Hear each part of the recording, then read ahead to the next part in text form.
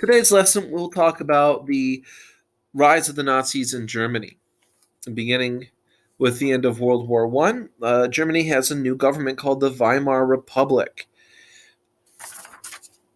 The Weimar Republic was founded on November 9th, 1918, right at the end of the war. It suffered from extreme political crisis, though. Thousands of soldiers were returning from war. There was rebellions in Germany. Extreme political parties were rising up on the left side, the communists, the socialists, and the right side, the fascists, the hardline, the conservatives. There was economic uncertainty, an upheaval.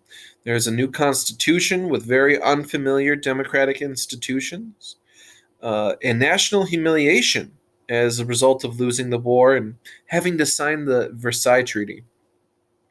There was 20 different elected leaders in just the first 14 years of the Weimar Republic. Very unstable government.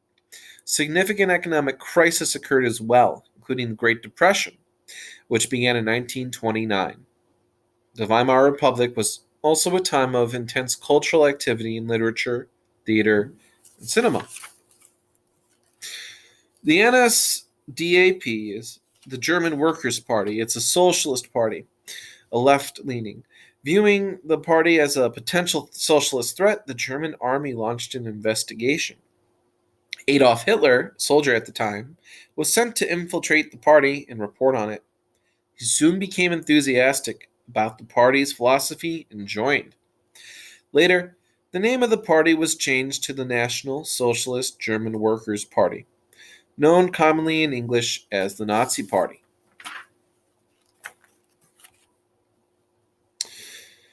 Adolf Hitler and Mein Kampf. We talked about this in the World War II. Mein Kampf is Hitler's book he wrote in jail. In this book, Hitler outlined the following themes. Anti-Semitism is a major theme of Mein Kampf. Hitler divides humans into categories based on physical appearance, establishing a higher and lower orders of humans based on their physical appearance. He claims the German type, or Aryan, with fair skin, blonde hair, blue eyes, is the superior form of human and constitutes a master race. Jews and the Slavic peoples are considered racially inferior. Another major theme in Mein Kampf was Lebensraum, or living space for Germans. Hitler wrote that since the Aryans were the master race, they were entitled to acquire more land for themselves. This Lebensraum, more living space, can be acquired by force if necessary. In particular, Hitler includes the lands of East Germany, namely east of Germany, Russia. They wanted to conquer Russia for the Germans to live. Those living east of Germany are the Slavic people who he deemed inferior. That land would be used to cultivate food and provide room for the expanding German population at the expense of the Slavic people, who were to be removed, eliminated, and enslaved. And the third theme of Mein Kampf is war. War could be used not only for acquiring living space, but also to avenge the losses to France after World War I. It is thought that Hitler was influenced by earlier writings known as the Protocols of the Elders of Zion.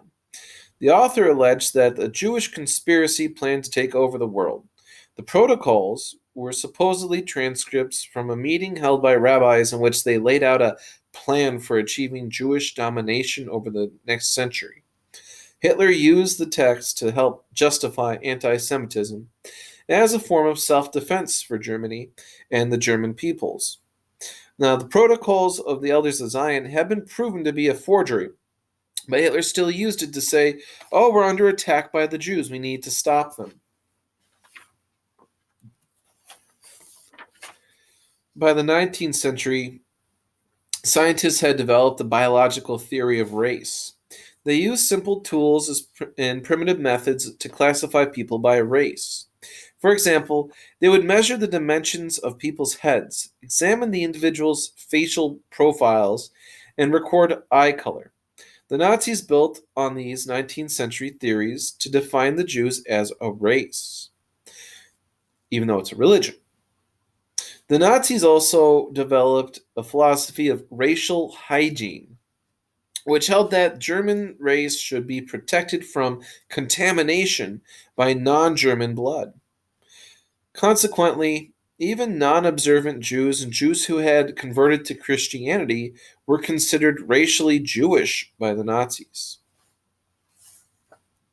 You can see in the picture there trying to racially profile this person. Nationalism and fascism are complex political ideas. The Nazis used both to aid them in their rise to power. Nationalism was used as a unifying force, appealing to a sense of common German identity.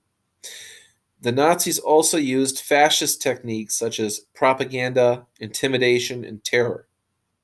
Once they had control of the government, they established a dictatorial, one party government and aimed to achieve a racially and culturally pure state. Please take note of the definitions of nationalism and fascism.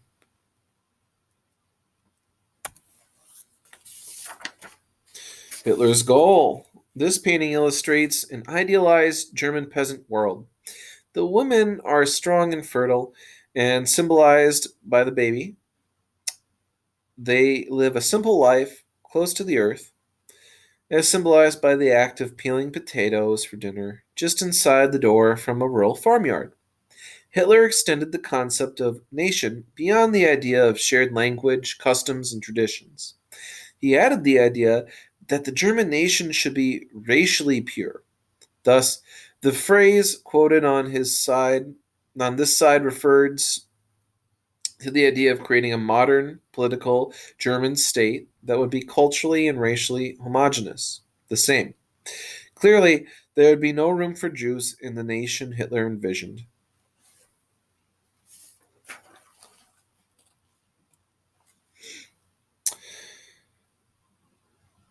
Davidovich is regarded as an internationalist historian. Intentionalist historian, sorry. One who believes the Holocaust can be traced back to Hitler's intention to murder all of Europe's Jews. Other historians have emphasized the workings of German bureaucracy in creating the Holocaust. And still others have claimed that the German people as a whole were vicious anti Semites. More recently, historians have accepted that both Hitler's goals and the organization of the Nazi police state were important causal factors in creating the Holocaust. It probably wouldn't have happened if the Nazis hadn't taken over. The fact that anti Semitism had flourished in Europe for hundreds of years before the Holocaust also is seen as a major factor. The cartoon in this slide is from 1901. It shows a lone Jew pushing through the snow past buildings with flags from different countries, the implication being that he has been rejected by all of them.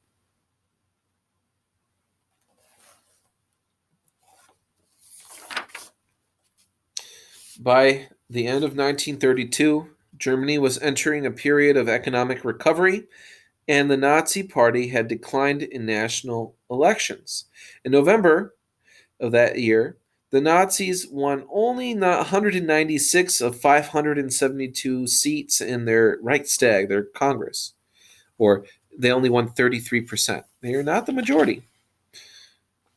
In fact, they were down from 230 seats in the previous election. President of Germany, Hindenburg, agreed to appoint Hitler chancellor in order to build an anti-communist coalition.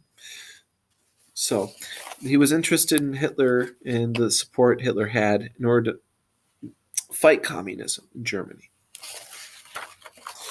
Although there has been controversy over whether van der Lubbe acted alone, the historians at the U.S. Holocaust Memorial Museum have concluded that he did. The Nazis swiftly capitalized on the Reichstag Fire, declaring a national emergency and suspending constitutional guarantees protecting freedom of speech, freedoms of the press, and freedoms of assembly. The right to be free from search and seizure was taken away without probable cause, and due process under law was restricted. These measures paved the way for the Enabling Act, which suspended normal constitutional processes in Germany. So Hitler takes over. This guy sets fire to the Congress, and Hitler uses it as an excuse to suspend all civil liberties and turn Germany into a dictatorship. This is the Enabling Act. The Enabling Act followed many important developments early in 1933. A presidential decree dated February 28, 1933, gave Hitler emergency powers. On the same day, all Communist Party members of the Reichstag were arrested, and some were beaten. In early March, the Nazis won 288 of 647 seats in the Reichstag. On March 5th, Germany's states were stripped of their power.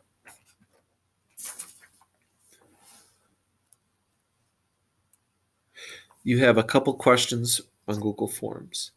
That is how Hitler took over Germany. They used fear of communism, brought on by the Reichstag Fire, to suspend civil liberties, to arrest the rival parties, who some of whom were communists.